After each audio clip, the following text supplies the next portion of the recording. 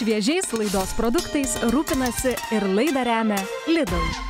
Sveiki visi, esu Justinas Kapkovičius, virtuvės šefas ir šiandien laidoje Šviežios idėjos su Lidl mes pasigabinsime špinatų blynelius. Pradžiai susismulkinsime svogūną ir jį apsikepsime. Atėjo eilė špinato. Svogūną apskrudo, į keptuvę keliauja špinatai. Špinatus patroškiname kelias minutės. Šis receptas yra dar vienas būdas, kaip špinatus įsiūlyti vaikams, juk blynus visi vaikai mėgsta. Į indą įmušame kiaušinį, išplakame, pilame pasukas. Pasuko šiam patiekalui suteiks šiek tiek rūgštelės. Dabar pats laikas miltams ir kepimo milteliams. Į paruoštą masę keliauja skrudinti špinatai su svogūnais bei fetos sūris. Masę gerai pramaišame. Indas keliauja į šaldytuvą pusį valandos, kad miltai aktyvuotųsi ir išbrinktų. Kaitiname keptuvę, pilame į ją šiek tiek aliejaus, blynelius kepame po kelias minutės iš abiejų pusių. Mūsų blynai jau iškepę, tad belieka juos susidėti į lėkštę. Šiam patiekalui padažo aš negalvau, nes jį radau Lidl parduotuvės lentynoje. O čia mums puikiai tiks pesto rosa.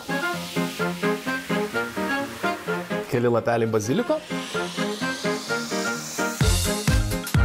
Štai ir dar vienas paprastas ir labai skanus receptas.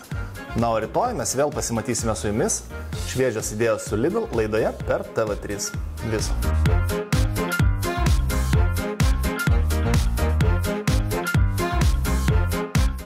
Šviežiais laidos produktais rūpinasi ir laidą remia Lidl.